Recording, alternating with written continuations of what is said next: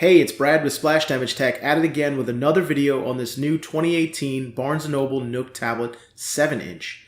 Last time we unboxed it, we had a look around, and we took a peek at the specs. And now it's time to test it out. That's right, it's benchmark time.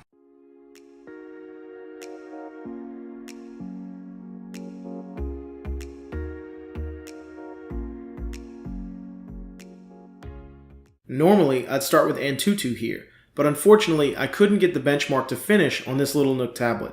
I'm not sure if it's because of the low RAM or some other software issue, but it just wouldn't finish. I have a feeling though, based on the other benchmarks you're about to see, it'd probably be around the 40,000 mark like the Nook Tablet 10.1 inch.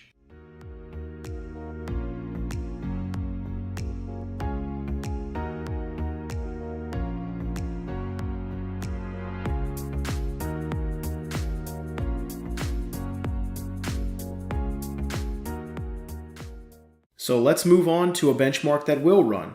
Next is the Geekbench 4 cross-platform benchmark.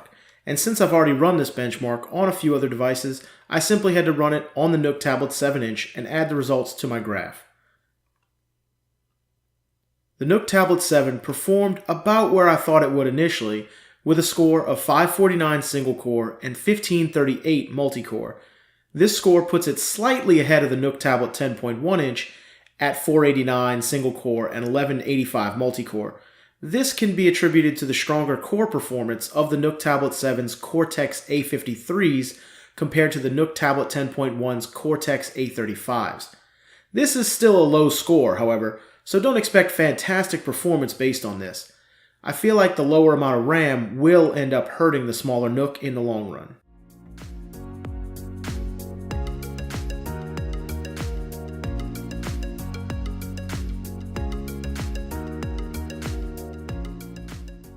Last up is the browser-based Octane V2 benchmark by Google.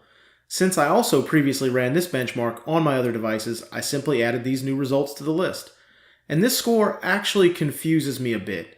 At 2191, this is quite a bit lower than the Nook Tablet 10.1 inch, and based on the Geekbench score, this was quite unexpected.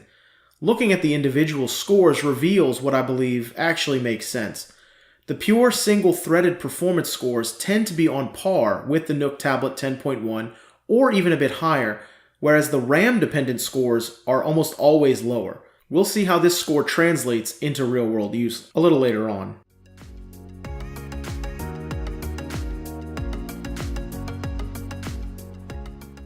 Well, that's all for this round of benchmarks on the Barnes & Noble Nook Tablet 7-inch. If you found this helpful, I'd appreciate a thumbs up and consider subscribing if you'd like to see more. Next up, I'll be trying some gaming on this smaller Nook tablet. So thanks for watching and have a great day.